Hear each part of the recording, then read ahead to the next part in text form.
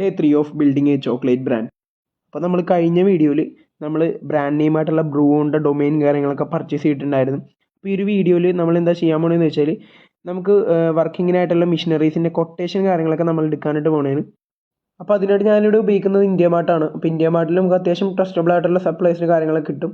നമ്മളിവിടെ മെയിനായിട്ട് നോക്കുന്ന 3 മെഷീൻസാണ്. അപ്പോൾ അതിൽ ഫസ്റ്റ് മെഷീൻ എന്ന് പറഞ്ഞാൽ ചോക്ലേറ്റ് പാക്കിംഗ് മെഷീൻ. അപ്പോൾ ഈ മെഷീൻ എന്തിനാണ് ഉപയോഗിക്കുന്നത് വെച്ചാൽ നിങ്ങളിപ്പോൾ ഡയറി മിൽക്കിൻ്റെ പാക്കിംഗ് ഒക്കെ കണ്ടിട്ടുണ്ടാവും. പാക്കിങ്ങിൻ്റെ പേരാണ് പില്ലോ പാക്കിംഗ്. ആ ഒരു പില്ലോ പാക്കിംഗ് പോലെ നമ്മുടെ ചോക്ലേറ്റും പാക്ക് ചെയ്യാനായിട്ടാണ് ഈ ഒരു മെഷീൻ ഉപയോഗിക്കുന്നത്. രണ്ടാമത്തെ ചോക്ലേറ്റ് പാനിങ് മെഷീൻ.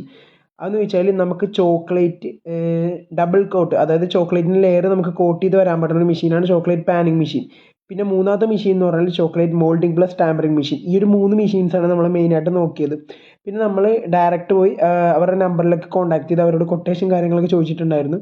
അവർ നമുക്ക് എന്നിട്ട് കൊട്ടേഷനും തന്നിട്ടുണ്ടായിരുന്നു കേട്ടോ. അപ്പോൾ ഇത്രേ ഉള്ളൂ ഇന്നത്തെ വീഡിയോ. അപ്പോൾ ഇതിൻ്റെ ബാക്കി അപ്ഡേറ്റ്സ് കാണാൻ താല്പര്യം ഉണ്ടെന്നുണ്ടെങ്കിൽ ജസ്റ്റ് ഒന്ന് ഫോളോ ചെയ്താൽ മതി.